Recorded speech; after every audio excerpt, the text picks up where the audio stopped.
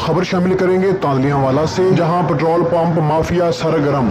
अवाम का कहना है कि हमें लंबी लंबी लाइनों पर खड़ा होना पड़ता है और पेट्रोल कम दिया जाता है। मजीद जानते हैं हमारे नुमाइंदा खास खालिद हुसैन वहां पर मौजूद हैं। जी खालिद हुसैन, आगाह कीजिएगा, क्या तफसीलात हैं?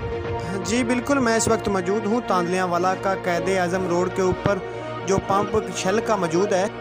वहाँ पर अवाम का कहना है कि हमें दोनों हाथों से लूटा जाता है। पहले हमें एहसास सेंटर से लूटा जाता था, अब ये पेट्रोल पंप माफिया जो हमें लूटने लगी है। हमें 1 लीटर से ज़्यादा पेट्रोल भी नहीं देते हैं और हमें 100 का डलवाएं तो 90 रुपये का पेट्रोल डाल कर देते। और आवाम का कहना है कि सबसे ज़्यादा लूट मार इस हुकूमत में हो रही है।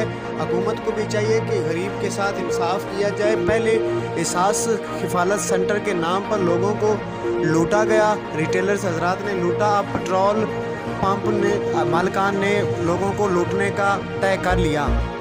कैमरामैन टीम के साथ खालिद हुसैन, BBC न्यूज़ तांदलियांवाला।